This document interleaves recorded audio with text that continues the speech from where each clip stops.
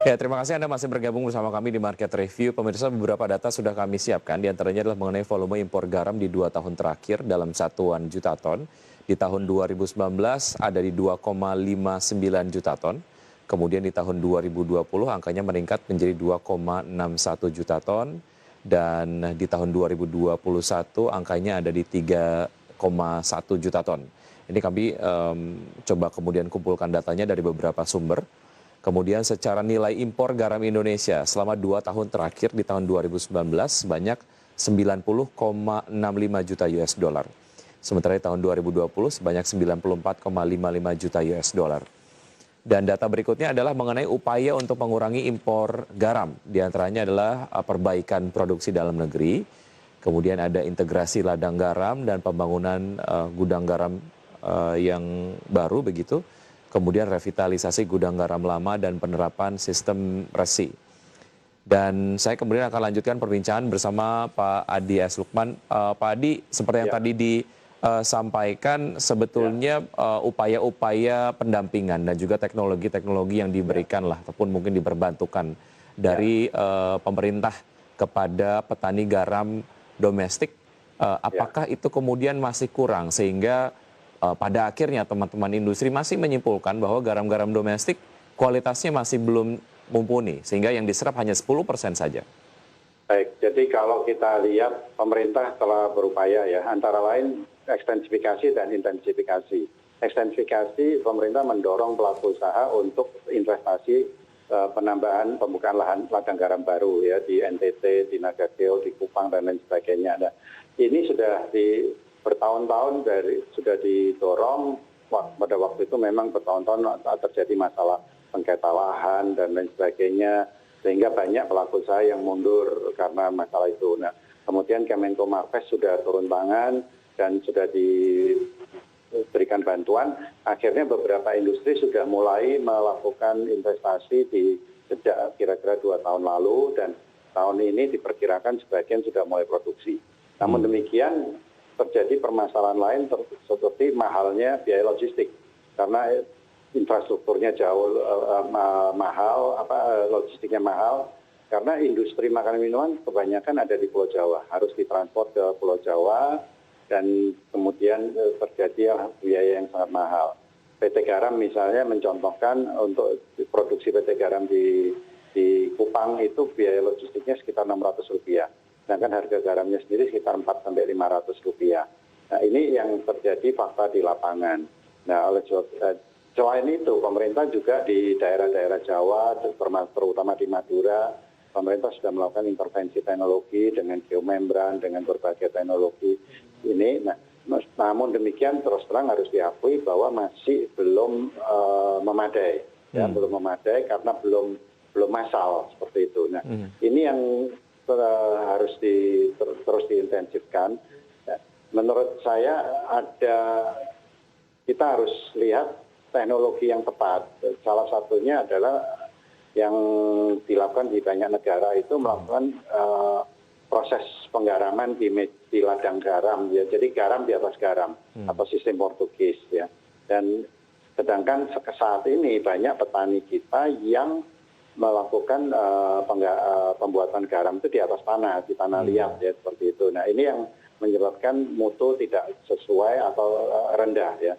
Apalagi di daerah Jawa Tengah, Jawa Barat itu memang kondisi alam dan kondisi sumber daya air lautnya tidak sesuai dengan kebutuhan industri, sehingga mutunya itu sangat jelek sekali, termasuk kadar NaCl-nya, kadar CAMD-nya tinggi, dan lain sebagainya. Ya, seperti yang Anda tadi sampaikan, jika dibandingkan secara teknologi lah, penjemuran garam sendiri, menaruh garam di atas garam itu ada yang dilakukan di Australia misalnya, tapi yang di Indonesia petani lokal melakukan misalnya ataupun menaruh garam di atas tanah, sehingga ini kemudian memerlukan proses pencucian dan lain sebagainya. Untuk bisa melakukan penjemuran garam di atas garam, ini apakah begitu sulitnya sehingga kemudian itu belum terlalu masif dilakukan oleh petani domestik, Pak Adi? Dari kacamata Anda tentu saja sebagai industri. Petani tentunya masalah biaya hidup, ya. Kalau dia tidak bisa panen, kemudian sama sekali itu karena harus satu masa panen kan harus tidak boleh dipanen gitu, baru masa panen berikutnya bisa dipakai ya. Nah kalau itu dilakukan tentunya petani tidak punya modal, tidak punya kecukupan untuk biaya hidupnya. Nah ini yang menurut saya perlu dipikirkan oleh pemerintah, apakah pemerintah mau mensubsidi ini selama satu masa panen, kemudian panen berikutnya baru petani bisa membuat garam di atas garam itu gitu. Nah di samping itu juga perlu dijaga terkait dengan teknologi untuk pengaturan air lautnya ya, kematangan air laut sebelum masuk dan lain sebagainya. Banyak sekali sebetulnya intervensi teknologi yang bisa dilakukan. Salah satu juga yang Ristek sudah lakukan misalnya di Gresik itu dengan berbagai upaya teknologi, dengan ini sebetulnya permasalahannya sudah diketahui. Tinggal bagaimana pemerintah punya pendanaan untuk hal ini gitu ya. Dan tentunya bagi pemerintah tinggal menghitung untung rugi. Apakah kalau kita bisa mengintervensi petani dengan subsidi ini, kemudian bisa mengurangi import seberapa besar terhadap devisanya dan lain sebagainya. Nah, bagi industri sebagai off-taker, pasti kita akan ambil garam lokal kalau garam lokal itu tersedia seperti itu.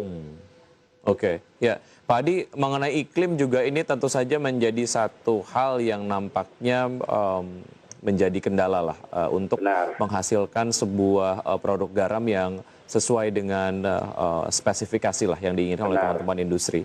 Nah, sejauh mana ini kemudian menjadi permasalahan yang memang setiap tahun kerap terjadi, dan kalau kita lihat dari intervensi teknologi yang Anda tadi sampaikan, sebetulnya seberapa akseleratif intervensi teknologi yang dilakukan sehingga dapat mengakali keterbatasan dalam hal iklim ini, Pak Adi?